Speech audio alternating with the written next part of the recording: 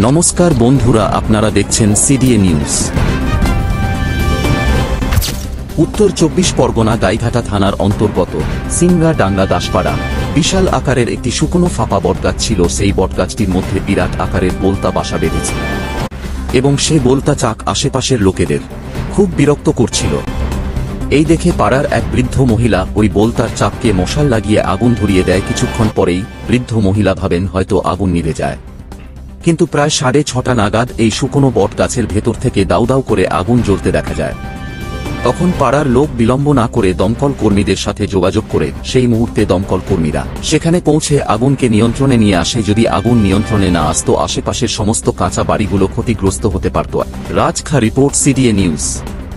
আমরা জেনে নিচ্ছি এখানকার গ্রামবাসীদের কাছ থেকে এই মুহূর্তের ঘটনা।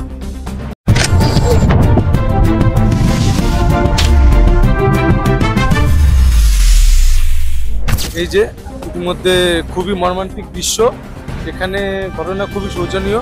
দাদু, আপনি কিছু কি হয়েছিল এখানে? এখানে ওই বট গাছের ভেতরে আগুন লেগে গেছে। ও বট গাছে আগুন লেগে গেছে। হ্যাঁ, ওই ওই সাজালে ওখানে মৌমাছির চাক ছিল, একটা মহিলা আগুন দিতে দেওয়ার পরে ওর ভেতরে ধরে গেছে। কতক্ষণে পৌঁছালো? ও তার ২০-২৫ মিনিট পরেই চলে এসছে। হ্যাঁ হ্যাঁ, কিভাবে লাগলো আগুনটা? ওই আগুনটা ওই ভেতরে ওই মৌমাছির চাক ছিল, এক মহিলা ওর ভেতরে আগুন দিয়েছে। কি হয়েছে? হ্যাঁ, ক্ষতি এখনো কিছু হয়নি। অবশ্যই হতো, কারণ এখানে যে পরিমাণে আগুনটা লেগেছিল, যদি টাইম মতো দমকল না আসতো এখানে বিভিন্ন রকমের ক্ষতি হয়ে যেত। যেহেতু আশেপাশে খুব ঘর আছে, এখানে ছাদওয়ালা বাড়ি কমই আছে, তো এই আগুনটা ব্রিগেড এসেছিল বলে আজকে কিন্তু নিয়ন্ত্রণে এসেছে। তা না হলে আজকে বিশাল কিছু হতে পারতো। অবশ্যই ধন্যবাদ দেওয়া উচিত আমাদের সিংড়াডাঙ্গা দাসপাড়া গ্রাম থেকে।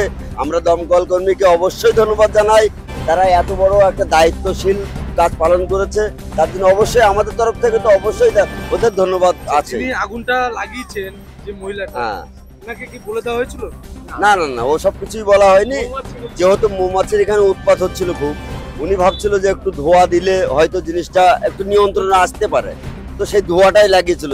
গাছটা তো অত্যাধিক শুকনো, তার কারণে এই ধোঁয়াটাই আগুনে পরিণত। থ্যাংক ইউ, ধন্যবাদ।